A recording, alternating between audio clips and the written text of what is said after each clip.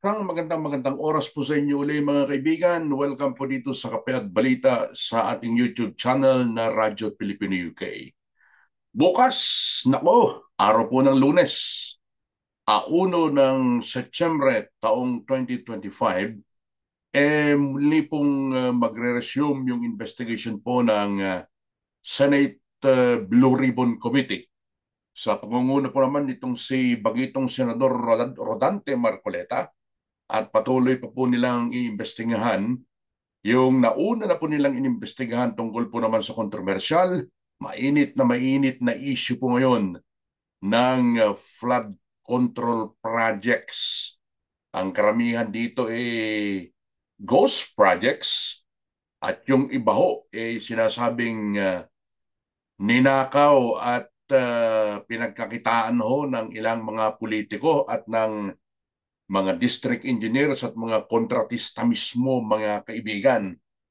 Ang meron lamang sumingit na issue tungkol po dito sa usapin na ito, mga kaibigan, dahil ayaw mang banggitin, dahil siyempre respeto na din siguro din sa kanyang kulig na isang senador, at tayo na ho magsasabi na tila naiinggit itong si Senador Kiko Pangilinan diyan po kay Senador Rodante Marcoleta na siyang chairman ng Senate Blue Ribbon Committee.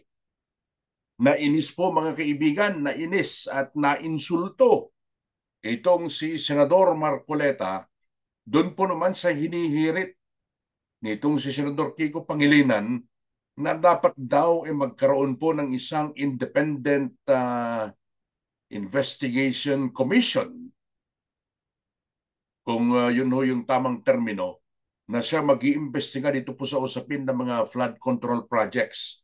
Sabi nitong Senador Rodante Marcoleta, para akong nainsulto dun sa ginawa nitong si Senador Pangilinan dahil para namang wala siyang tiwala sa kakayanan niya at kakayahan po ng mga kapwa nila senador na miyembro po ng Blue Ribbon Committee na siya pong unang naglunsad ng investigasyon dito po sa naturang usapin.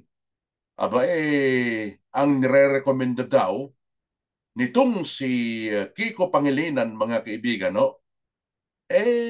Alam niyo na kung sino sila, alam niyo na kung sino at ano ang kulay nila. Itong si dating Ombudsman Conchita Carpio Morales at yung iba pa na talagang identified dun sa kanilang kulay na dilawan na naging pinklawan. Talagang naimbierna, nainis at nainsulto daw itong si Senador Marcoleta, mga kaibigan. At ang sabi ho niya, bakit ba hindi na lang muna niya pagtuunan ng pansin yung kanyang chairmanship sa Senate Committee on Agriculture? Huh? Bago siya sumausaw doon, mga kaibigan, sa usapin ng Senate Blue Ribbon Committee na siyang nangunang maglunsad ng investigasyon sa flood control projects, bakit hindi muna pagtuunan ng pansin nitong si Kiko Pangilinan, mga kaibigan, yung kanyang committee, ang House Committee on Agriculture, dahil ayon kay Senador Marcoleta, napakadaming issue na dapat resolbahin sa usapin ng agrikultura sa ating bansa. Lalo na ngayon anya na maraming mga magsasaka ngayon ang hindi maibenta yung kanyang o ang kanilang aning palay dun sa tamang presyo na masyadong mababa. So ibig sabihin, paano makakasurvive ang ating mga kababayang magsasaka kung hindi nila maibebenta na sa presyo na sila ay kikita dun sa kanilang produkto? Bakit anya hindi yun ang dapat na pagtuunan ng pansin ni Kiko Pangilinan? Imbes na sumausaw siya dito sa Senate Committee on Blue Ribbon, Senate Blue Ribbon Committee, na siyang nag-iimbestiga. Bakit anya wala siyang tiwala sa amin, wala siyang tiwala sa kakayahan namin na kapag nag-dig deeper kami dito sa investigasyon, meron po kaming mauungkat ng, mas malala pang problema. Hindi lamang itong bilyon-bilyon na sabi nila ay pinakinabangan ng mga unscrupulous na mga politicians at mga contractors. Bukas mga kaibigan, meron din. Meron din daw pasasabugin. Huh? Meron din pasasabuging usapin muli bukas. Alam niyo naman, masigasig itong si Senador Rodante Marcoleta dahil yung kanyang mandato bilang chairman ho ng Senate Committee on Blue Ribbon Committee, talagang mag-iimbestiga talaga. Parang papel niya mandato niya is parang ombudsman. Talagang mag-iimbestiga at hahabulin mga kaibigan yung mga corrupt na mga opisyal ng pamahalaan mga kaibigan. Ano? Dahil hindi ho basta-basta ang perang involved dito, hindi milyon, hindi bilyon, kundi trilyones po mga kaibigan ang nawawala sa kaban ng bayan. Nakita nyo naman yung mga contractors, yung mga kamag-anak nila na kapag sila yung nag-flaunt, mga kaibigan, ano? Nag-flaunt ng kanilang mga nakaw na yaman, mga yaman no nila sa social media, matindi. Milyon-milyon ang ginagastos sa kanilang mga luho. Samantalang, yung taong bayan, mga kaibigan, na nagbabayad po ng buwis, sila ho, mga kaibigan, ho, yung nahihirapan at nagdurusa sa matinding pagbaha, partikular dyan sa Metro Manila, nitong nakalipas po na mga malalakas na pag-ulan. So kailangan pong malaman talaga kung saan napunta yung pondo ng bayan at kung sino yung mga tunay na nagnanakaw sa kaban po ng bayan, mga kaibigan. Ano? So yun ho yung sinasabi natin, naimbyar na, nainsulto itong si Senador Marcoleta dun sa panukala ni Kiko Pangilinan na maglunsad o magbuo ng isang independent commission na mag-iimbestiga sa naturang issue. Aba hindi rin pinakalanan ni Senador Marcoleta. Pero sinabi niya na may isang senador din na humihirit na imbes na bukas, araw po ng Lunes, mga kaibigan, September 1, gagawin po yung follow-up investigation, bakit daw hindi muna i-postpone? Oh, bakit hindi daw muna i-postpone at uunahin muna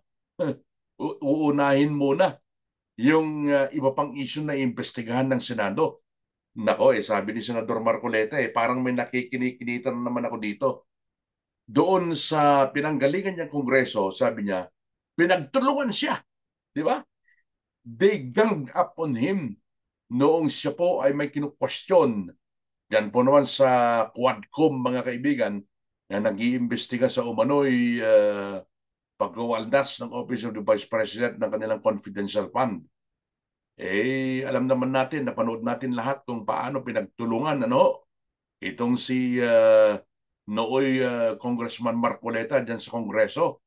At sabi niya, ngayon na nakalipat ako dyan sa Senado, para tila bagang may mga puwersa na namang nais akong pagtulungan dito. Pero sabi niya, hindi sa atras at haharapin niya ang laban. Bakit nga naman kasi siya didiktahan na i-postpone yung hearing ng Senado na nakatakda na bukas? Itong mga senador kasi na ito, nauna sila dyan Nauna silang naging senador. Kaya ang feeling ho nila dahil neophyte itong si Senador Marcoleta, kakayan-kayanan ho nila. Pero hindi ho ganun Kahit na neophyte congressman yan, yung kanyang karanasan bilang legislator dyan sa Kongreso, malawak at isa siyang abogado. Itong isang senador na gustong i-postpone yung kanilang hearing, hindi naman ito abogado Kaya tingnan natin dahil magiging ma-action na naman tiyak, mga kaibigan, ang hearing bukas ng komite sa Senado na pinamumunuan po naman ng ating pinagpipitaganan at pinaniniwalaang senador, si Senador Rodante Marcoleta. Sa mga kaibigan ko po na hindi pa po nakakapag-subscribe sa atin po namang Radyo Pilipino UK YouTube channel, kahit isang subscription lamang po maligayang maligaya na ho tayo. Saan man po kayo naroroon, isang magandang oras po sa inyo. Keep safe mga kaibigan. Bye!